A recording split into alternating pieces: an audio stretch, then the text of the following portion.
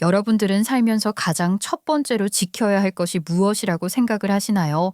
저는 명예나 돈, 사랑 다 떠나서 건강이라고 생각합니다. 건강만큼 소중한 것이 또 없더라고요. 그 사실을 제 나이가 40대 중반이 되어서야 알게 되었으니 그동안 지키지 못하고 흘려보내야 했던 시간에 대한 이야기를 해볼까 해요. 그리고 늘 열심히 살았던 제 주변 사람들의 뒤통수를 제대로 후려친 그 인간들을 벌을 준 이야기까지 포함해서 말이죠. 인생이라는 것이 얼마나 덧없는 것인지, 그리고 현재를 얼마나 소중하게 생각해야 하는지 제 이야기 끝까지 들어주시면 감사하겠습니다. 지금처럼 주 5일 근무제가 아니던 시절이었어요. 토요일 아침에도 우리는 모두 분주했죠. 저는 학교에 가야 했고 아버지는 출근 준비로 바쁘셨어요. 그 시절 토요일은 지금처럼 쉬는 날이 아니었으니까요. 빨간 날이라고 해봐야 일요일 하나뿐이었어요. 그래서인지 토요일 아침이 가장 피곤했던 것 같아요. 일주일 동안 쌓인 피로가 한꺼번에 몰려오는 날이랄까요? 졸린 눈을 비비며 일어나면 부엌에선 엄마가 식빵을 굽고 계셨어요. 빨리 나와. 식빵 탔다 하고 외치시는 목소리가 집안을 채웠죠. 저는 옷을 갈아입고 무거운 책가방을 챙기며 식탁에 앉았어요. 엄마는 구운 식빵을 접시에 올려주시면서 잼이나 마가린이라도 발라줄까 하셨지만 저는 늘 바쁘다며 식빵을 손에 들고 뛰어나가기 바빴죠. 학교 다녀오겠습니다. 하며 현관문을 열면 아버지도 저와 비슷한 타이밍으로 나가셨어요. 아버지는 항상 식빵을 입에 물고 계셨죠.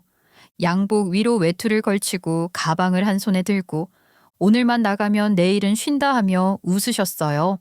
그 말씀이 왜 그렇게 힘이 되었는지 모르겠어요. 저도 따라 웃었고 그 짧은 순간이 주말의 시작 같았죠.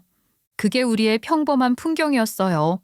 토요일 수업은 다행히 4교시까지만 있었어요. 수업이 끝나면 집으로 곧장 달려왔고 집안은 평소보다 한가로웠어요. 엄마는 빨래를 널고 김치전을 부치고 계셨고요. 그런데 어느 순간부터 저는 그런 평범했던 토요일이 그립더라고요. 일상의 틈에서 빛나던 작은 장면들이요. 제가 이 이야기를 꺼낸 이유요. 우리 아버지를 이야기하고 싶어서예요. 정말이지 아버지는 대단한 분이셨어요. 본인 인생도 피곤하셨을 텐데 가족까지 책임져야 했잖아요.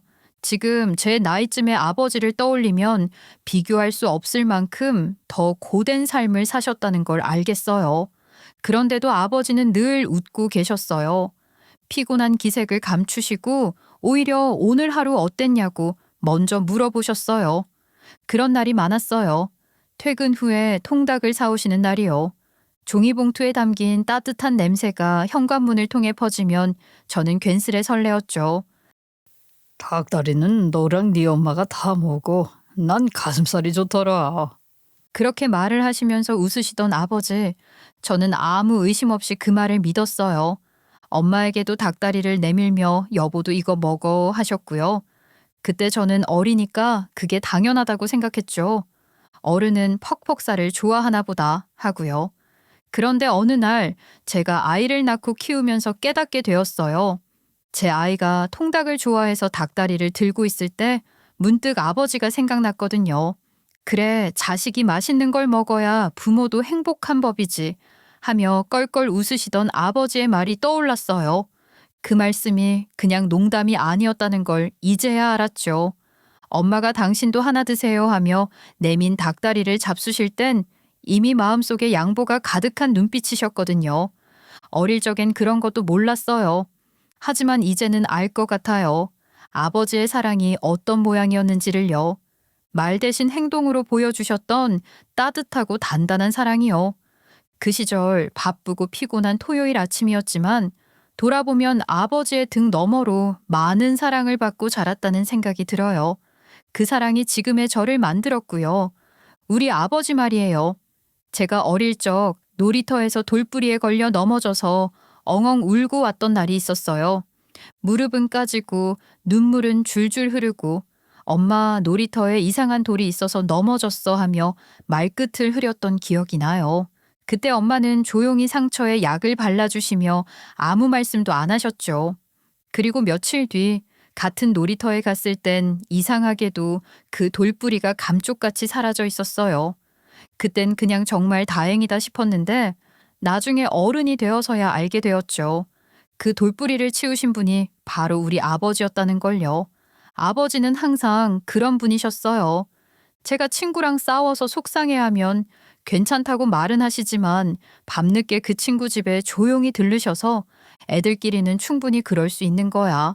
근데 우리 딸이랑은 싸우지 말고 앞으로는 더 친하게 지내자 하시며 간식을 건네셨다고 하더라고요. 그것도 제가 모르게요. 그때는 몰랐어요. 아버지가 제 그림자처럼 제 뒤를 따라다니며 제가 다치지 않도록 상처받지 않도록 조심히 걸어주셨다는 걸요. 아버지가 그런 분이셨기에 저는 정말 꽃같이 예쁜 것만 보면서 자라날 수 있었어요. 그늘 하나 없는 꽃밭 위를 걷듯 제 인생은 아버지 덕분에 따뜻했어요. 사람들이 저를 보며 이런 말을 해요. 어떻게 그렇게 나이를 먹어도 사람 분위기가 천진난만할 수 있어요? 사랑을 진짜 많이 받고 자란 사람 같아요. 그 말이 쑥스럽기도 하지만 속으로는 늘 이렇게 생각해요. 맞아요. 그건 전부 우리 아버지 덕분이에요. 아버지께는 확실한 목표가 있었어요. 지금은 힘들어도 젊었을 때 고생해서 돈을 잘 모아두면 나중엔 편해질 거야. 절대 허투루 쓰지 마라. 돈은 불릴 줄 알아야 한다. 나 저 인형 사고 싶은데. 그러니까 아빠는 나한테 인형을 안 사준다는 거잖아. 아빠가 보기엔 똑같은 인형이 여러 개 있는 것 같은데 그냥 지금 가지고 있는 걸로 잘 놀아봐. 어릴 때는 그 말씀이 무겁게 느껴졌어요. 왜 그렇게까지 아끼고 모아야 하나 싶었죠. 하지만 지금에 와선 알 것 같아요. 아버지는 가족을 위한 미래를 설계하고 계셨던 거예요. 그 목표 하나를 지키기 위해 아버지는 정말 몸이 부서져라 일하셨어요. 퇴직하시기까지 단 하루도 빠짐없이 열심히 하겠습니다. 라는 자세로 사셨던 분이세요. 정시에 퇴근하신 적은 거의 없었고 야근이 많았지만 그 속에서도 늘 저를 먼저 챙기셨죠. 딸 운동회는 꼭 가야지. 입학식에 아빠 빠지면 안 되지. 그런 말들을 하시며 연차를 내셨어요. 딱 그럴 때만 연차를 쓰셨어요. 나머지 날엔 늘 팔 꺾고 앞장서서 일하시고요. 제가 입학하던 날 멀리서 땀이 송골송골 맺힌 얼굴로 카메라를 들고 서 계셨던 아버지 모습이 아직도 생생해요. 내 딸 입학식인데 아빠가 안 가면 누가 가 하고 웃으셨죠. 졸업식 날도 축제 날도 늘 그 자리에 계셨어요. 그리고 집에 돌아오면 피곤해 절어 계시면서도 우리 딸이 최고였어 하며 어깨를 두드려 주셨어요. 지금 제가 우리 아버지 같은 삶을 살라고 하면 자신이 없어요. 저는 아마 5년도 못 버티고 이제 못하겠어요 하고 주저앉았을 거예요. 요즘은 피곤하면 병원 가서 수액이라도 맞지만 그땐 그런 것도 없었거든요. 그냥 기운 빠진 몸을 이끌고 또 출근하셔야 했어요. 그런데도 아버지는 늘 웃으셨어요. 아무리 힘들어도 저 앞에서는 한 번도 짜증내지 않으셨어요. 아빠는 괜찮아. 네가 건강하면 아빠는 그걸로 됐다. 그렇게 말씀하시던 아버지의 얼굴이 문득 떠오르네요. 지금 생각해보면 아버지는 제 인생의 제일 든든한 뿌리였어요. 저는 그 뿌리 위에서 맘껏 웃고 맘껏 꽃 피우며 살아올 수 있었던 거고요. 이제는 제가 아이의 뒷모습을 바라보며 아버지처럼 조심스레 돌뿌리를 치우게 되었지만요. 우리 엄마는요, 그런 아버지를 늘 지켜보시면서 마음 아파하셨어요. 엄마도 언젠가는 밖에 나가 일을 해보고 싶다는 말씀을 몇 번 하시긴 했지만 그마저도 조심스럽게 꺼내시곤 했죠. 사실 우리 엄마는요, 정말 한떨기 물망초 같은 분이셨어요. 봄비에 젖은 듯 조용하고 연약한, 그런데 또 어딘지 모르게 단아하고 따뜻한 그런 분이셨어요. 제가 태어날 때도요, 죽음의 문턱까지 다녀오셨대요. 지금도 가끔 가족 친지들끼리 모이면 그 얘기가 꼭 나와요. 정말 큰일 날 뻔했지. 애 낳다가 저승 갈 뻔했다니까 하시며 다들 입을 모아 얘기하실 만큼 엄마는 늘 심신이 약하셨어요. 특히 마음이요. 너무 여리셨어요. 누가 조금만 세게 말해도 그 말이 마음에 박혀서 며칠씩 앓으시곤 했죠. 그 사람이 왜 나한테 그런 말을 했을까 혼자 되뇌시다가 한참 동안 식사도 제대로 못 하시곤 했었어요. 저는 그런 엄마를 보면서 왜 세상엔 이렇게 상처를 쉽게 주는 사람이 많은 걸까 하고 어릴 때부터 생각했어요. 엄마는 소심한 성격이라기보다는 모든 걸 사랑으로 받아들이고 품으려 하셨던 분이셨어요. 그래서일까요? 그런 엄마를 이용하는 사람들도 있었어요. 부탁하면 거절을 못 하시고 힘들어도 웃으며 괜찮아. 도와줄 수 있는 건 도와줘야지 하시니까요. 그런 엄마를 지켜보면서 저는 이런 생각을 했어요. 아버지가 더 단단해지신 이유는 바로 엄마 때문이었겠구나. 엄마가 그렇게 여리고 부드러운 분이니까 아버지는 더 강인한 사람이 되려고 애쓰셨던 것 같아요. 세상에 쉽게 상처 입는 사람을 지키기 위해 벽이 되기로 결심하신 거죠. 아무도 우리 엄마를 흔들지 못하도록이요. 저는 그런 아버지를 정말 사랑했어요. 그리고 엄마는요, 그런 아버지를 아낌없이 감싸 안으셨고요. 저는 늘 생각했어요. 나도 우리 아버지 같은 사람을 만나 결혼하고 싶다라고요. 아버지처럼 책임감 있고 가족을 먼저 생각하고 말보다는 행동으로 사랑을 보여주는 그런 사람요. 하지만 세상에 우리 아버지 같은 사람은 쉽게 나타나지 않더라고요. 고등학교 때 짝사랑했던 선배는 지금 생각하면 왜 그렇게 좋아했나 싶을 정도로 유치했어요. 대학에 들어가서 처음으로 사귀었던 사람은 뭐랄까 제 인생에 있어서 꽤 깊은 상처를 남기고 간 사람이었죠. 그때부터였나 봐요. 마음 한구석에 슬쩍 비혼이라는 생각이 자리 잡은 게요. 남자란 내 인생에 큰 도움이 되는 존재는 아닌 것 같아. 어느 순간부터 그렇게 마음속으로 중얼거리게 됐어요. 저도 알아요. 우리 부모님이 그 사실을 아시면 기함하실 거란 거요. 하지만 저는 그만큼 아버지의 존재가 컸어요. 비교가 안 될 만큼 완벽했으니까요. 친구들도 저에게 이런 말을 자주 했어요. 너는 눈이 너무 높다고요. 그 말이 처음엔 기분이 나쁘기도 했지만 시간이 지나니 고개가 끄덕여지더라고요. 그래, 나 눈이 높아. 아버지 같은 사람을 본받고 자랐으니까 당연한 거지. 어릴 적부터 같은 동네에 살며 자란 정미라는 친구가 있어요. 이 친구는 저와 가까운 사이였고 제가 연애를 할 때마다 제 남자친구를 하나하나 관찰하며 평가해주곤 했어요. 얘는 아닌 것 같은데 쟤는 말투가 별로야. 네가 힘들어질 거야. 그렇게 말할 때마다 저는 웃으며 대답했죠. 정미야, 네 기준에 맞는 내 남자친구는 도대체 어떤 사람이니? 너 꼭 심사위원 같다. 내가 뭐 허튼 걸로 트집 잡아? 내가 너를 아는데 네 스타일은 저 사람 아니야. 금방 헤어지고 나한테 울면서 전화하려고? 진짜 그 얘기를 언제까지 하려고 그래. 그 이후에는 내가 그런 짓 안 했잖아. 하지만 대부분 정미 말이 맞는 경우가 많았어요. 저는 연애를 할 때마다 상처를 받았고 반복되는 이별에 지쳐갔어요.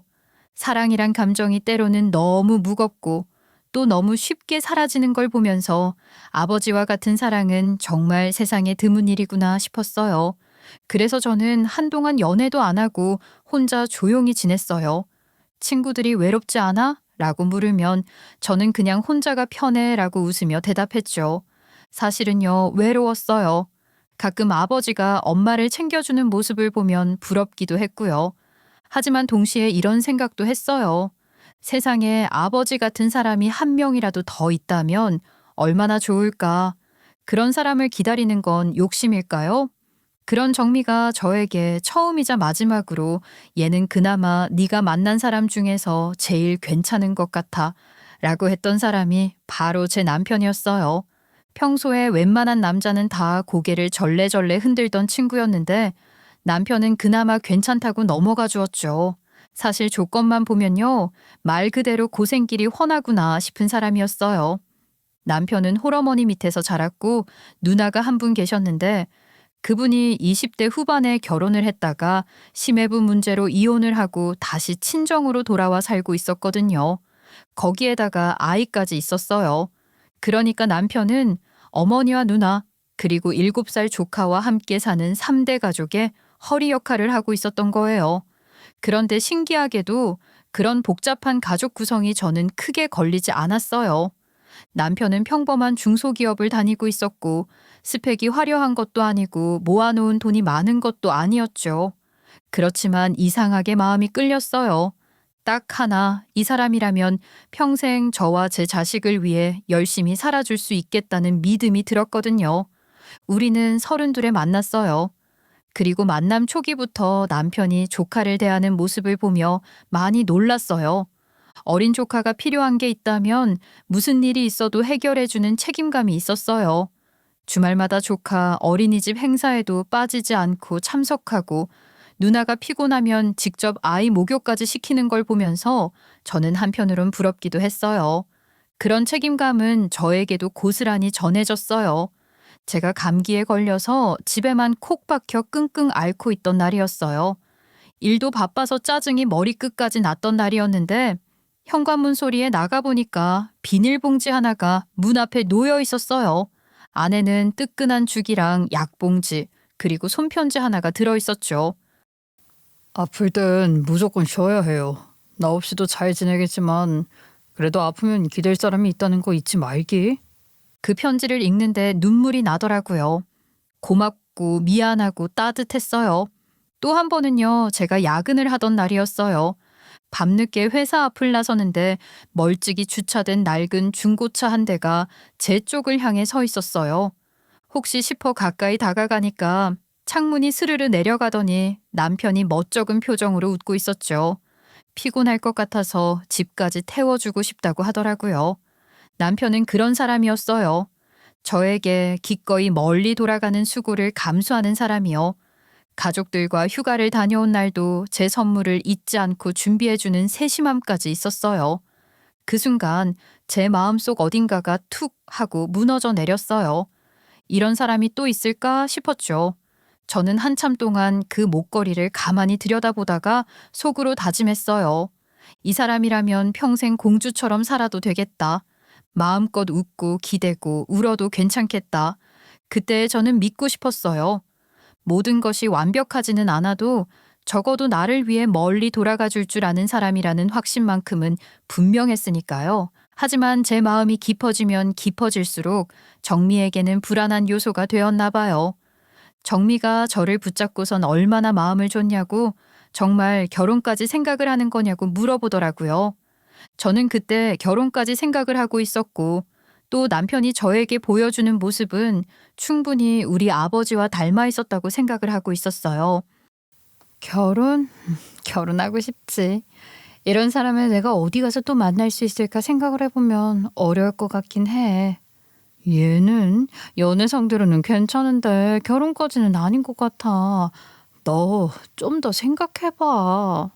조심스럽게 말을 꺼냈을 때도 저는 그 충고를 흘려들었죠. 저는 이미 마음을 정해버린 상태였고 사랑에 대한 확신도 있었거든요. 결혼식장 날짜를 잡으면서도 정민은 고개를 갸웃했지만 저는 괜찮아. 이번엔 정말 괜찮은 사람이야 하며 웃어 넘겼어요. 왜 그랬냐고요? 그동안 제가 해왔던 연애들은 하나같이 제가 목을 매는 연애였어요. 상대는 늘 저를 애태우게 만들었고 저 혼자 애쓰는 기분이 들었죠. 그런 저에게 남편은 처음으로 배려라는 걸 보여준 사람이었거든요. 그래서였어요. 이 사람이면 내가 평생 남편 울타리 안에서 편안하게 살 수 있겠다. 우리 엄마처럼 그렇게 조용히 사랑받으며 살 수 있겠다는 착각을 했어요. 하지만 그건 정말 착각이었어요. 남편은 표면적으로는 저에게 늘 맞춰주는 척을 했고 연애할 땐 저를 먼저 생각하는 듯한 모습도 보였지만 실상은 본인 가족이 언제나 우선인 사람이었어요. 결혼하고 얼마 안 돼서 그 사실이 서서히 드러나기 시작했죠. 가장 먼저 부딪혔던 건 경제적인 부분이었어요. 서로의 월급을 오픈하고 생활비는 어떻게 나눌지 적금은 얼마나 부을지 의논할 때였어요. 저는 두 사람이 이제 하나의 가정을 이루었으니 공동의 미래를 위해 계획을 세워야 한다고 생각했어요. 그런데 남편이 그러는 거예요. 우리 어머니 노후 준비가 전혀 안 되어 있으니까 그건 내가 챙겨야 해. 양보 못하는 부분 중에 하나야. 그 말은 우리 생활비를 줄여서 어머님 생활비를 드려야 한다는 말이야? 솔직히 그 말이 선뜻 이해가 되지 않았어요. 이제 저희도 가정을 꾸렸고 아이도 낳고 미래를 설계해야 할 사람들인데 언제까지 친정도 아닌 시댁 어른의 노후를 우리가 책임져야 하나 싶었죠. 물론 가족을 챙기는 마음은 이해해요. 저도 그런 마음은 있어요. 그런데 그게 너무 당연하다는 듯 말하는 남편의 태도는 정말 받아들이기 어려웠어요. 더 큰 문제는 시누이였어요.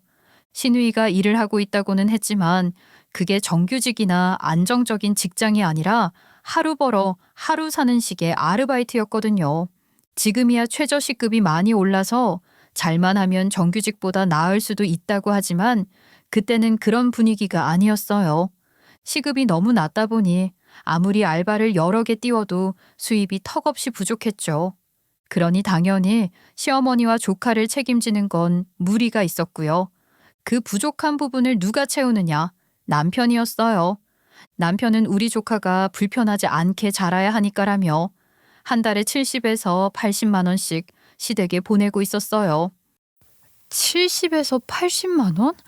아니, 그 돈이면 신혼집 대출 원금이라도 조금 더 갚을 수 있잖아. 우리 생활비가 빠듯한 거 알면서 그렇게 보내야겠어?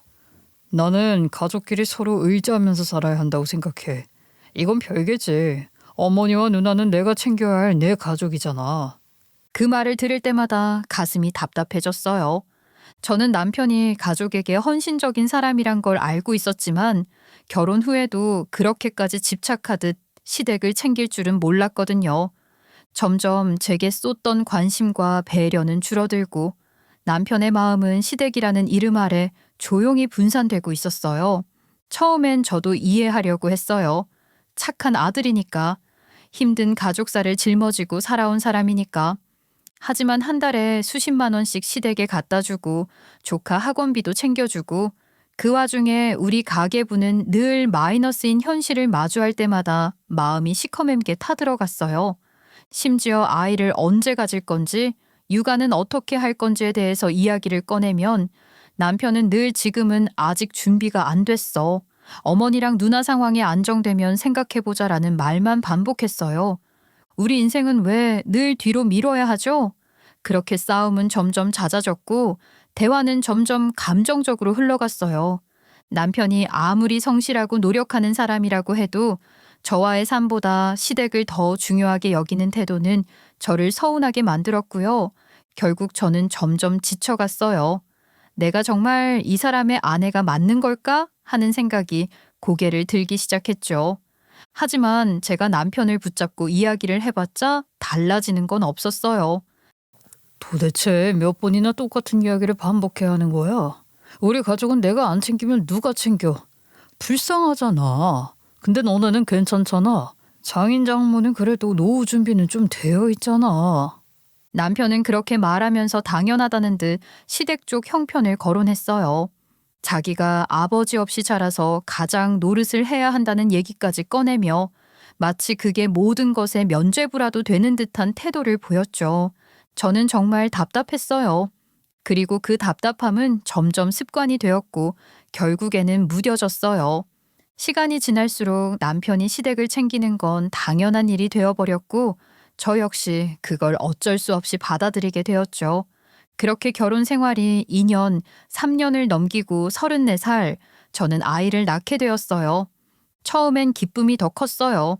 그래, 이제는 우리 가정이 더 중심이 되겠지. 아이가 생겼으니까. 그렇게 기대했지만 현실은 전혀 달랐어요. 아이를 낳으면서부터 진짜 허리띠를 졸라매야 했어요. 왜냐하면 제가 일을 그만두게 되었거든요. 임신 후반부부터 몸이 말을 듣지 않았고 출산 후에는 아예 몸이 망가졌다고 해도 과언이 아니었어요. 여러분은 아시죠? 여자가 출산하고 나면 몸이 얼마나 힘들어지는지. 사람들은 쉽게 말해요. 옛날엔 애 낳고 바로 일하러 갔다더라 하지만 그래서 얻은 게 뭐가 있었나요? 우리 할머니들은 그렇게 고생하셨지만 돌아오는 건 만성질환과 골병이었잖아요. 저도 마찬가지였어요. 몸이 무너졌다는 걸 실감했죠. 출산 후 요통은 기본이고 손목엔 힘이 없고 잠을 자도 자는 것 같지 않았어요. 게다가 우리 아이는 어릴 때 잔병치레가 많아서 결국 직장을 포기하고 육아에 전념할 수밖에 없었어요. 그렇게 되니까 당연히 가게는 쪼들리기 시작했죠. 남편이 성실한 건 맞지만 시댁의 생활비를 고정적으로 보내는 상황에서 제 수입까지 사라지니까 매달 적자였어요. 저는 우울감도 심해졌고 답답해서 숨이 막히는 날도 많았어요. 그런데 남편은 그런 상황에서도 당당하게 말했어요. 당신 몸조리 비용 말이야. 저거에서 좀 도와주실 순 없을까? 어머님 아버님은 노후 준비 잘 해두셨잖아. 우리 부모님이 노후 준비를 잘 해두신 건 젊었을 때 고생하셨기 때문이야. 그 고생을 다 알고 있는데 어떻게 그 돈을 달라 그래? 우리 집에서는 도움을 받을 수 없잖아. 그렇다고 당신 뭐 몸조리도 안 하게? 아, 그걸 당신이 책임져야지. 왜 우리 부모님한테 떠넘기냐고. 아, 나 정말 너무 힘들어. 남편의 말과 행동이 얼마나 무책임하게 들렸는지 아세요? 그 후로 저희는 정말 큰 싸움을 많이 했어요. 부부싸움이라는 단어로는 부족할 정도로 감정의 골이 깊어졌어요. 사실 그때 저도 이혼을 몇 번이나 결심했어요. 정말 진지하게 준비를 해보려고 했죠. 그런데 마음처럼 되질 않았어요. 경력이 끊긴 상태였고 다시 취업을 하자니 아이를 맡길 곳이 없었어요. 기반이 부족하다는 게 현실로 다가오니까 쉽게 결정할 수가 없었어요. 지금은 아니야. 조금만 더 준비하자. 그렇게 스스로를 달래면서 하루하루를 버텼어요. 그러다 제 나이 40이 되었고 제 인생에서 가장 철같이 든든했던 존재인 우리 아버지의 건강에 이상이 생겼다는 소식을 듣게 되었어요. 처음엔 그저 몸살인 줄 알았대요. 열이 자주 오르고 피로가 쉽게 쌓인다고 하셔서 병원을 갔더니 정밀 검사를 권유받았다고 하시더라고요. 며칠 뒤 아버지는 조용히 말씀하셨어요. 담도암이래 하고요. 너무 덤덤하게 말을 하셔서 저는 진짜 그냥 감기 이야기를 하시는 줄 알았어요. 저는 그 말이 무슨 뜻인지도 몰랐어요. 담도? 간도 아니고 췌장도 아니고 담도라니. 의사 설명에 따르면 간과 췌장을 연결하는 관 같은 구조인데 거기에 암이 생겼다고 했어요. 희귀암이라고도 했어요. 담도암은 발병률이 낮아서 조기에 발견이 어렵고 그래서 치료가 더 힘들다고 하더라. 아버지는 아무렇지 않은 척 말씀하셨지만 저만은 알 수 있었어요. 아버지의 눈동자가 흔들리고 있다는 걸요.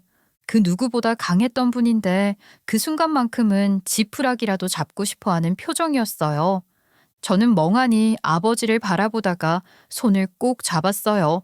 그리고 속으로 다짐했죠. 이젠 정말 제가 아버지의 울타리가 되어 드려야 할 시기라고요.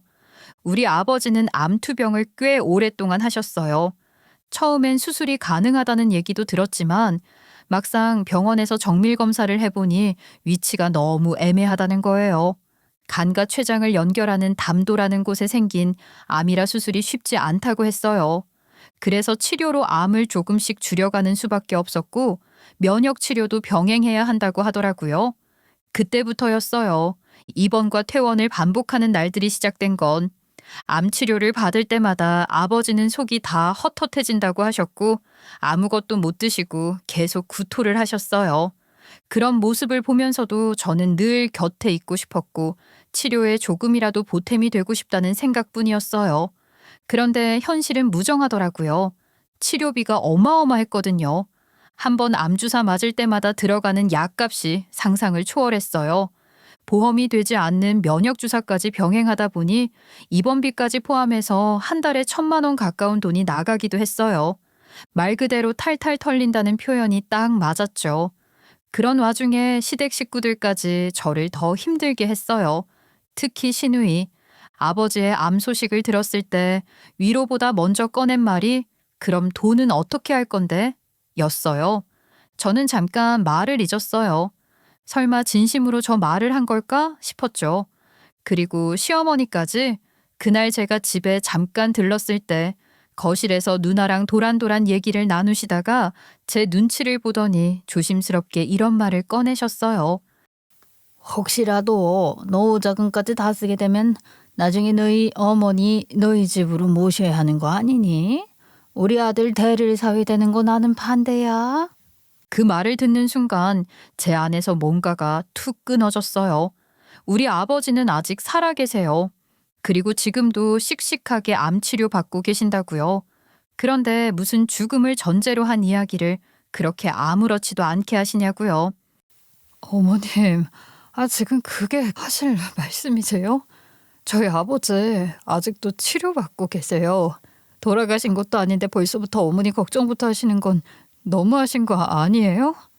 나도 혼자 애들 키우면서 고생고생하며 살았어. 근데 우리 아들이 왜 처가 살림까지 책임져야 해? 나는 우리 아들이 네 아버지 병간호하느라 고생하는 꼴 못 봐. 아니, 어차피 올케네 친정은 돈 많은 거 아니야? 왜 우리 동생한테까지 기대려고 하는 건지 그 심보를 이해 못 하겠네. 그날 밤 저는 남편과 또 싸웠어요. 정말 지긋지긋할 만큼 싸웠죠. 매번 반복되는 싸움에 이제는 지치지도 않았어요. 어머님하고 형님하고 대체 뭐야? 사람이 먼저가 아니라 돈부터 따지는 거야? 너는 왜 우리 엄마 마음을 몰라주냐? 그냥 아들이 고생하는 거 보기 싫다는 거잖아. 엄마가 뭘 그렇게 잘못했는데 자꾸 그렇게 몰아붙여. 그 말을 듣는 순간 저는 웃음이 나왔어요. 정말 내로남불의 표본이라는 말이 딱이었어요. 처가에 기대지 말라는 건 괜찮고 시댁에는 기대도 되고 요구도 되고 모든 게 용납이 되는 그런 세상이 우리 집에만 존재하는 것 같았어요. 하지만 그럼에도 저는 남편과 이혼을 쉽게 할 수 없었어요. 지금 우리 아버지의 상태가 얼마나 더 나빠질지 알 수 없었고 지금 당장 병원비가 부족한 상황에서 제가 혼자 아이를 안고 나와 버티는 건 무리였어요. 게다가 아버지가 노후에 엄마랑 오붓하게 지내려고 모아두신 돈까지 다 꺼내 쓰고 계시던 상황이었거든요. 너무 마음이 아팠어요. 이 돈은 아빠가 여행도 다니고 책도 사고 고기도 사드실 수 있게 쓰시라고 모아둔 돈인데 그런 생각이 들면서 죄책감이 밀려왔죠. 그러다 어느 날 밤에 아이 재워놓고 혼자 누워 있었어요. 불 꺼진 방 안에서 천장을 바라보다가 아주 못된 생각이 스쳐갔어요. 이렇게 고생만 하다가 결국 저승사자 앞에 서게 될 거라면 그냥 치료를 중단하는 게 낫지 않을까? 저도 제가 그런 생각을 하게 될 줄은 몰랐어요. 인간이 얼마나 궁지에 몰리면 그런 상상을 하는지 그날 깨달았어요. 그리고 저는 소리 없이 울었어요. 너무 슬프고 너무 치졸해진 제 자신이 싫어서요. 돈 때문에 아버지의 생명을 계산하게 된 내가 너무 싫었어요. 우리 아버지는 무려 2년을 꼬박 투병하셨어요. 처음엔 매일 병원으로 향하던 길이 이제는 그냥 일상이 되어버렸고 시간이 지날수록 아버지의 몸은 점점 쇠약해지셨어요. 나중엔 정말 뼈밖에 남지 않으셨죠. 암 치료로도 버티기 어려웠던 그 시점에 골육종까지 생겼다는 진단을 받았을 땐 정말 하늘이 무너지는 줄 알았어요. 의사 선생님께서 조심스럽게 말씀하셨어요. 이제 더는 손을 쓸 수 없는 상태라고요. 그 말을 듣는 순간 제 가슴은 싸늘해졌고 엄마는 조용히 고개만 끄덕이셨어요. 아버지는 진통제를 맞으면서도 또렷한 정신을 유지하려고 하셨어요.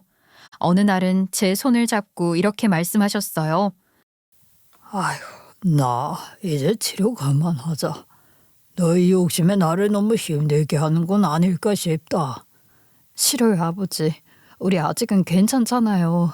조금만 더 버텨봐요, 네? 아버지의 손을 잡고 그렇게 말을 하면서도 마음속에서는 이게 정말 아버지를 위한 길일까 하는 생각이 수없이 맴돌았어요. 엄마도 마찬가지였어요. 함께 병실에 앉아 아버지의 잠든 얼굴을 바라보며 우리 둘은 말없이 눈물만 떨궜어요. 결국 가족 모두의 합의 끝에 아버지는 퇴원을 선택하셨고 남은 시간을 집에서 보내시게 됐어요. 아버지는 그렇게 엄마의 옆에서 평온하게 눈을 감으셨어요. 마지막까지 단 한 번도 우리에게 짐이 되고 싶지 않다는 말을 남기셨고 그렇게 조용히 떠나셨어요. 장례를 치르는 내내 제 눈물은 마르지 않았고 엄마는 아버지의 영정을 품에 안고 흐느끼셨어요. 시간이 그렇게 흘러가고 있었어요. 너무나 덧없이요. 그런데 장례를 마치고 며칠 뒤 엄마는 아버지가 남기신 마지막 선물을 받으셨어요. 보험금이었어요. 아버지께서 혹시 모를 상황을 대비해 엄마 몰래 가입해 두신 생명보험이었죠. 그것도 희귀암이 2가지였기 때문에 특약이 복수로 적용돼서 무려 3억이 나왔어요. 엄마는 두 손으로 서류를 꼭 쥐고 저를 바라보며 말씀하셨어요. 이 돈 네 아버지가 내 노후 걱정하면서 남겨준 거야. 나 이 돈으로 조용히 살아갈 거야. 절대로 다른 데 쓰지 않을 거야. 저는 고개를 끄덕였어요. 그리고 솔직히 말씀드리자면 그 돈은 저에게도 결코 손댈 수 없는 무게였어요. 아버지의 생애 마지막 선택이었고 엄마에게 남긴 유산이었으니까요. 그런데 문제는 또 남편이었어요. 보험금 소식을 들은 날 저를 붙잡고 퉁명스럽게 말하더라고요. 3억이나 들어왔으면 하나뿐인 자식한테 1억 좀 줄 수도 있는 거 아니야? 지금 무슨 소리야? 우리가 시댁에 퍼부은 돈은 생각 안 나? 엄마 돈은 엄마 거야. 아버지가 남긴 마지막 선물이라고. 남편은 그 이후에도 툴툴거리긴 했지만 저는 단호하게 선을 그었어요. 그건 정말 지켜야 할 것이었거든요. 그렇게 1년이라는 시간이 흘렀어요. 사는 게 바빠서 엄마를 제대로 챙기지도 못했어요. 미안했지만 어쩔 수 없었어요. 왜냐고요? 저도 일을 다시 시작하게 됐거든요. 기억하시죠? 정미요. 어릴 때부터 저랑 친하게 지낸 그 친구. 정미가 부동산 중개업을 시작했는데 어느 날 카페 입점을 도와주다가 거기서 직원을 구한다는 얘기를 들었대요. 그 자리에서 바로 저를 추천해줬고 덕분에 저는 다시 일터로 나갈 수 있게 됐어요. 그 후로 하루하루가 정말 바쁘게 흘러갔어요. 아이도 어느 정도 자랐고 저는 일에 집중할 수 있었죠. 그러던 어느 날 정미한테서 전화가 왔어요. 야, 너희 엄마 이사 가셔? 응? 뭔 소리야? 우리 엄마가 이사를 왜 가? 아니, 어디로? 너 몰랐어? 집 한다고 내놨던데. 근데 서운하게 우리 부동산에는 안 내놓고 옆에 두 군데만 알아봤더라. 순간 머릿속이 하얘졌어요. 집을 판다고? 이사? 그런 말 한 적도 들은 적도 없는데 그게 무슨 소리람. 저는 당장 엄마에게 전화를 걸었어요. 그리고 엄마의 말을 듣는 그 순간 제 심장이 철렁 내려앉았어요. 그리고 엄마가 꺼내신 이야기는 정말 상상도 못했던 충격적인 내용이었어요. 엄마, 이사 가? 정미가 그러는데 엄마가 부동산에 집을 내놨다고 하던데? 제가 그 말을 꺼내자마자 엄마는 한숨 섞인 목소리로 말씀하셨어요. 처음에는 무슨 말을 해야 할지 난감하다는 듯이 입을 달싹 거리는 게 전화기 너머로까지 이어졌죠. 저는 엄마가 뜬금없이 집을 정리할 이유가 없는데 정민의 부동산도 아니고 왜 다른 부동산 두 곳에 집을 내놓겠다고 했는지 이해가 안 됐어요. 아휴, 동네가 좁으니까 소문이 벌써 나네. 그래, 그렇게 됐다. 아니, 갑자기 집을 왜 내놔? 그 집 아빠랑 같이 꾸민 집이라고 절대 안 떠난다며. 한평생 살았던 동네인데. 너 아직 이서방한테 얘기 못 들었니? 아이고, 이서방도 참 언제 이야기를 하려고 그러는 건지. 그 말에 가슴이 철렁 내려앉았어요. 아니, 불길한 기운이 저를 휘감았다고 해야 할까요? 엄마가 이사를 가는 이유가 제 남편 때문인 건지 갑자기 이서방이라는 이름이 왜 나오냐고요? 무슨 소리야? 이서방 이름이 여기서 왜 나와? 왜? 우리 남편이 뭐라고 그랬는데? 때가 되면 너한테 말하겠다고 하더니 아이고, 아직 용기가 안 나서 말을 못했나 보다. 엄마, 제발 뜸들이지 말고 이야기 좀 빨리 해봐. 이서방이 뭐라고 했길래 엄마가 집까지 팔겠다고 한 거야? 그 인간이 뭐 빚이라도 졌대? 이서방 암이란다. 그것도 네 아버지랑 똑같은 담도 암이래. 그게 얼마나 고생인지 내가 눈으로 직접 봤잖니. 지금 당장 항암 치료할 돈도 없다는데 내가 네 아버지 보험금 그거 줬다. 뭐라고 지금? 뭐라고 그랬어? 이서방이 암이라고? 담도암? 그래, 몇 달 됐다더라. 신약이 나왔는데 그 약값이 1억이 넘는데다. 항암도 벌써 4회차 들어간다더라. 돈 없어서 집까지 내놨다는데 아직도 너한테 말을 안 했다고? 나중에 완치 판정받고 알려주려고 그랬대. 걱정 끼치기 싫어서. 내가 그 마음이 어찌나 네 아버지 생각이 절로 나던지 말이야. 저는 그 자리에 얼어붙은 것처럼 서 있었어요. 엄마의 말로는 이서방이 암이라는 겁니다. 이게 무슨 개소린가 싶었어요. 남편이 엄마 보고 차마 아이를 키우며 고생하는 저에게 짐까지 짊어지게 할 수 없다고 하면서 정말 손을 쓸 수 없는 상태가 되면 그때 이야기를 하고 싶다고, 걱정을 끼치기 전에 완치 판정을 받을 수 있게 치료를 받고 싶다고 돈을 보내달라고 했다더라고요. 이게 무슨 말이냐고요? 잠깐만 엄마. 그게 진짜야? 오늘 아침에도 이서방 회사 멀쩡히 출근했어. 건강검진 결과도 며칠 전에 받았는데 아주 건강하다고 나왔는데? 뭐라고? 건강검진? 아니 그러면 이서방이 암이 아니라고? 그런데 네 아버지 보험금은 어떻게 된 건데? 진짜로 치료받고 있다고 했고 사진도 보내줬는데 그게 다 거짓말이라고? 정말이야? 엄마 나 정말 몰랐어. 근데 오늘도 출근한 거 내가 직접 봤다고. 지금 엄마 이서방한테 보험금 전부 다 준 거야? 엄마는 고개를 천천히 끄덕이셨어요. 그 순간 제 속이 끓어올랐어요. 믿을 수가 없었어요. 그 돈은 아버지가 남기신 마지막 선물이었고 엄마 노후의 전부였는데 그걸 그렇게 속여서 빼앗아 갔다니. 이게 거짓말이 아니라면 최소 남편이 담도암이라는 건데 건강검진 결과표에 분명히 이상 없음을 제 두 눈으로 확인했단 말이죠. 그렇다면 건강검진표가 거짓말이거나 엄마를 속인 건데 멀쩡한 얼굴로 출근을 한 사람이 담도암일 리가 있어요. 아버지가 앓으면서 얼마나 힘들어 하셨는지 제 두 눈으로 봤는데 절대 아니었죠. 아이고 이게 무슨 일이냐. 내가 이서방한테 속은 거냐? 아이고 이 쳐죽일 놈. 내 돈을 다 어쩐 거야? 엄마는 전화를 붙든 채 그대로 울부짖기 시작했어요. 저는 손이 덜덜 떨려서 휴대폰을 제대로 들 수조차 없었어요. 남편이 그렇게까지 할 줄은 상상도 못했어요. 저한테조차 아무 말도 하지 않고 엄마를 속이고 아버지의 보험금까지 머릿속이 하얘졌어요. 그리고 이제서야 분명히 알겠더라고요. 이 사람은 저를 걱정해서 말을 안 한 게 아니라 돈을 뜯어낼 핑계를 만든 거였다는 걸요. 엄마까지 속였다는 게 아버지 영정 앞에서 눈물 흘리던 그 얼굴이 떠올라서 더더욱 소름이 끼쳤어요. 이게 진짜 사람이 할 짓인가요?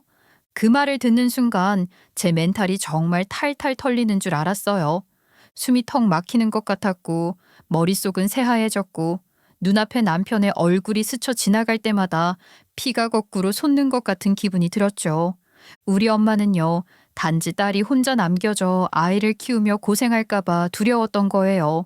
아버지를 떠나보낸 슬픔이 가시기도 전에 사위라는 사람이 암 투병 중이라고 찾아와 울먹이면서 부탁을 하는데 거절할 수가 없었던 거죠. 엄마는 알고 있었어요. 암이라는 병이 얼마나 무서운지, 치료가 얼마나 고통스러운지를요. 그리고 사랑하는 사람을 살리고 싶을 때 돈이 무슨 소용이냐는 것도요. 엄마는 정말 그 마음 하나로 세 차례에 걸쳐 3억이라는 돈을 탈탈 털어 남편에게 송금하셨어요.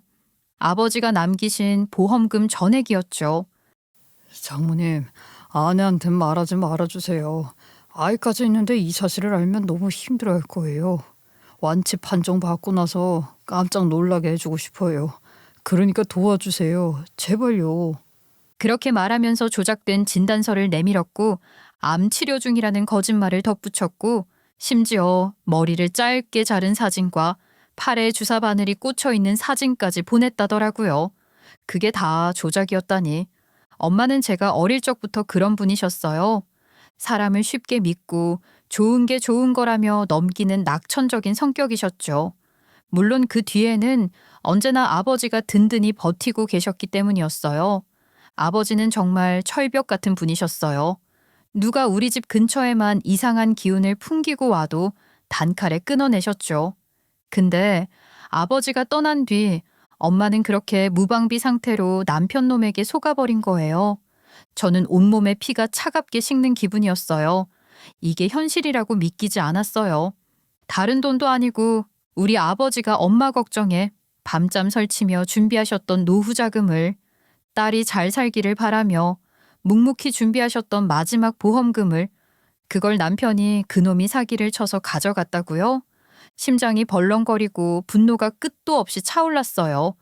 그리고 그 와중에 궁금하기까지 했어요. 그 큰 돈을 대체 어디에 쓴 걸까? 3억이라는 돈이면 집을 사도 남을 판인데 어째서 제 앞에서는 늘 없는 척, 궁상 떠는 척을 했던 걸까요? 저는 정말 남편의 머릿속을 열어 해부해보고 싶었어요. 대체 어떤 정신머리를 가지고 있기에 이런 일이 들통나지 않을 거라고 생각한 걸까요? 어떻게 그런 파렴치한 짓을 하고도 같은 집에서 같은 밥을 먹으며 멀쩡히 살아갈 수 있었던 걸까요? 더는 못 참겠다는 생각이 들었어요. 정말 이번엔 끝장을 봐야겠다 싶었죠. 그래서 엄마를 데리고 곧장 변호사 사무실로 갔어요. 엄마가 이체했던 통장 내역, 남편이 보냈던 문자, 사진, 통화 기록까지 전부 출력해서 챙겼어요.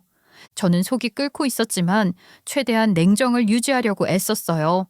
반면에 엄마는 변호사 앞에 앉자마자 무너져 내렸어요.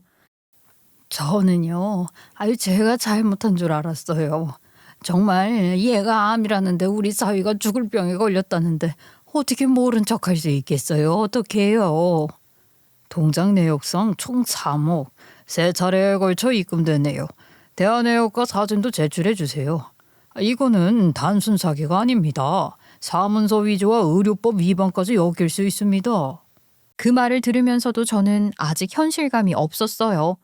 그토록 믿었던 사람, 함께 미래를 약속하고 아이를 키워왔던 사람이 이토록 철저하게 저와 제 가족을 속였다는 게 믿기지 않았어요.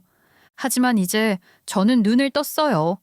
이건 감정의 문제가 아니라 명백한 범죄였어요. 우리 아버지를 2번 죽인 거나 다름없었고 엄마에게 씻을 수 없는 상처를 준 일이었어요. 저는 결심했어요. 반드시 법의 심판을 받게 하겠다고. 변호사는 요즘 이런 문제가 가족 간에도 꽤 많이 발생한다고 말했어요. 가족이라는 이유로 법을 무시하고 돈을 빼돌리는 사례가 많아졌어요. 하지만 이건 명백한 사기입니다. 걱정하지 마세요. 충분히 돌려받을 수 있습니다. 우리 아버지가 얼마나 고생해서 남긴 돈인데 그걸 도로 찾아올 수 있다면 저는 그것만으로도 괜찮아요. 그리고 저 이혼도 하고 싶어요. 이런 인간이랑은 더는 같이 못 살겠어요. 이 정도면 충분히 귀책 사유도 됩니다. 명백한 배신과 경제적 학대죠. 민사소송과 동시에 이혼소송도 진행합시다. 그 말을 듣는데 속이 뻥 뚫리는 기분이었어요. 그런데도 여전히 참을 수 없는 감정이 있었어요. 바로 그 인간이 그 짓을 저지르고도 뻔뻔하게 저와 같은 공간에서 숨쉬고 있었다는 사실이었죠. 그동안 남편과 저는 사실상 하우스쉐어처럼 살고 있었어요. 각자 일하고 각자 밥 먹고 대화는 필요할 때만 나누는 부부라고 부르기 민망한 상태였어요. 감정도 없고 기대도 없고 그저 하루하루를 무기력하게 보내고 있었는데 이런 일이 벌어진 거예요. 변호사는 형사소송으로 사기죄 고소도 가능하다고 했어요. 제가 할 수 있는 모든 방법을 써서 이 인간에게 반드시 벌을 내리고 싶어요. 며칠 뒤 변호사는 조사를 마치고 고소장을 접수하던 날 저에게 전화를 걸어왔어요. 충격적인 사실이 하나 더 나왔습니다. 남편분이 장모님께 받은 3억으로 시댁에 집을 샀네요. 그래서 부당이득 반환 청구 소송으로 바로 진행했습니다. 뭐라고요? 우리 엄마한테 사기쳐서 가져간 돈으로 그 집에서 이사를 갔다고요? 예, 시어머니 명의로 집을 매입했고 자금 흐름이 너무나도 명확하게 드러납니다. 송금 내역, 출금 내역, 부동산 매매 계약서까지 전부 확보했어요. 웃기잖아요. 우리 엄마를 속여서 뜯어낸 돈으로 시댁이 이사를 갔다니. 그 집에서 지금 누가 웃고 있는 건지, 누가 고개를 들고 밥을 먹고 있는 건지 상상하니까 이가 갈렸어요. 소송은 아주 치밀하게 준비됐어요. 저희는 남편의 건강검진 기록도 모두 첨부했어요. 병원에서 발급받은 공식 문서로 암은커녕 고혈압조차 없는 상태였다는 게 명확히 드러났어요. 그리고 엄마 통장에 부동산 매매 대금 입금 내역까지 준비했고요. 입금 날짜, 금액, 송금 메모까지 완벽했죠. 그리고 결정적으로 시어머니 명의로 등기된 집에 등기부등본까지 뽑았어요. 엄마가 남편의 계좌로 송금을 했고 그 계좌에서 인출된 돈으로 부동산 계약이 체결됐다는 게 명백하게 드러난 거죠. 더는 발뺌할 수 없는 증거들이었어요. 하지만 무엇보다 결정적인 건 우리 엄마의 통화 녹음 파일이었어요. 장모님, 저 지금 담도암 진단 받았어요. 항암 치료 들어가야 하는데 치료비가 너무 비싸요. 지금 아니면 치료도 못 받을 것 같아요. 제발 도와주세요. 그 음성 파일을 들었을 때 저도 변호사도 아무 말도 할 수 없었어요. 그 목소리는 너무 뻔뻔했고 너무 태연했어요. 흔들림 하나 없는 말투로 엄마의 마음을 철저히 이용한 그 목소리였어요. 법적 근거는 분명했어요. 변호사님 말씀으로는 기망 행위로 부당이득을 취득한 경우에는 수익자뿐 아니라 그 수익자의 직계존속에게도 반환 책임이 발생할 수 있다는 대법원 판례가 이미 존재한다고 했어요. 그러니까 남편이 사기를 쳐서 우리 엄마의 돈을 빼돌렸고 그 돈으로 시어머니 명의의 집을 샀다면 그 집 역시 부당이득으로 간주해 반환 청구가 가능하다는 뜻이었죠. 변호사님은 즉시 법원에 임시처분 신청도 함께 진행했어요. 쉽게 말해 가처분 신청이었죠. 시어머니 명의로 된 그 집에 대해 임의 매매를 금지해달라고 요청했고 법원에서는 곧바로 처분금지 가처분 결정을 내려주었어요. 등기부등본에 처분금지라는 글자가 딱 찍히는 순간 그 집은 움직일 수 없는 자산이 된 거예요. 그와 동시에 남편에 대한 형사고소도 진행되었어요. 허위사실로 금전을 편취한 명백한 사기죄였죠. 형법 제347조입니다. 사람을 기망하여 재산상 이득을 취하거나 제3자로 하여금 재산상 이득을 취득하게 한 자는 10년 이하의 징역 또는 2천만 원 이하의 벌금에 처합니다. 이건 명백한 사기입니다. 고소장이 접수된 지 며칠 뒤 남편은 그것을 받아들고는 저에게 전화를 걸어왔어요. 목소리에는 억울함이 가득했는데 기가 막히더라고요. 지가 왜 억울하죠? 이게 뭐야? 고소장이라니? 이게 도대체 무슨 짓이야? 나 억울해? 내가 몇십 년의 가정을 위해 헌신했는데 어떻게 나한테 이런 식으로 뒤통수를 칠 수가 있어? 가정을 위해 헌신했다고? 그럼 그 가정이 누구 가정인지 잘 생각해봐. 나랑 우리 아이를 위한 선택이었는지 스스로 물어보라고. 그 말에 그는 더 이상 아무 말도 못했어요. 결국 그렇게 통화는 끊겼고 저는 오히려 더 확신이 섰어요. 이 인간은 끝까지 자기가 뭘 잘못했는지도 모르는 사람이구나 하고요. 변호사님은 이후 절차도 막힘없이 진행했어요. 시어머니 명의로 되어 있는 그 부동산에 대해 강제 경매 신청을 넣었어요. 물론 아직 본안 판결이 나오기 전이었지만 기망 행위로 취득한 자산의 처분을 방지할 필요성이 있다는 점에서 가처분 조치 이후 본안 판결과 함께 경매 절차를 밟기로 한 거였죠. 그 집은 현재 시댁 식구들이 살고 있었고 들리는 말로는 리모델링에만 수천만 원이 들었다고 했어요. 벽 뜯고 주방 싹 바꾸고 인테리어 업체 불러서 새로 손봤다던데 소용없었죠. 법원에서 처분금지라는 네 글자를 등기부등본에 딱 박아 넣는 순간 모든 게 물거품이 되었거든요. 시누이는 난리가 났어요. 말도 안 되는 소리 하지 마. 이게 무슨 짓이야? 왜 우리 집을 경매에 넘겨? 여기 보이지? 법원 처분 금지. 이제부터 이 집은 네 것도 너희 가족 것도 아니야. 그 순간 시누이 얼굴이 하얗게 질리더라고요.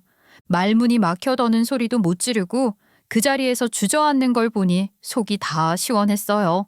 모든 게 이제 시작이었어요. 더는 뒤로 물러서지 않을 거예요.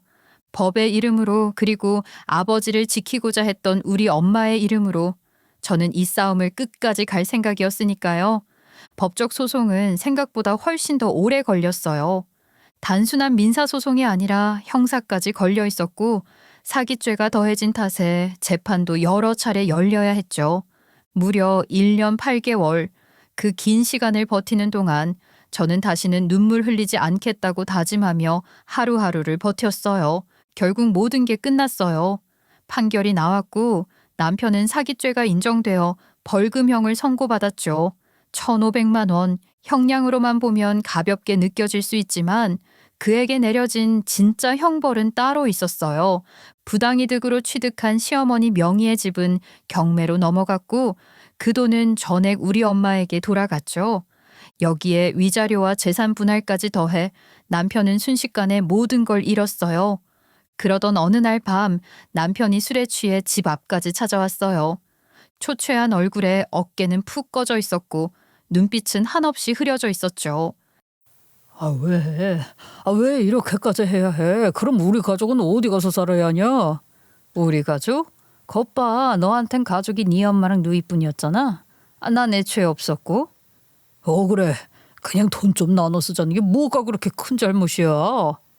그 순간 저는 이혼이 완료된 후 처음으로 등본을 꺼내 남편 얼굴에 던졌어요. 보이지? 여기 보이지? 이제 내 가족에 너는 없어. 그러니까 네가 지은 죄에 대한 합당한 벌을 받아. 남편은 고개도 들지 못하고 돌아섰고 그날 이후로 제 눈앞에 다시는 나타나지 않았어요. 저는 위자료로 5천만 원을 받았고 재산 분할에서도 전혀 손해를 보지 않았어요. 그러니까 그 오랜 시간 바보처럼 고통받았던 저에게도 어느 정도는 보상이라는 것이 돌아온 셈이었죠. 가장 기뻤던 건 양육권과 친권 모두 제가 가져왔다는 거예요. 남편은 매달 양육비를 정해진 날짜에 보내야 했고요. 그 후로 저는 달라졌어요.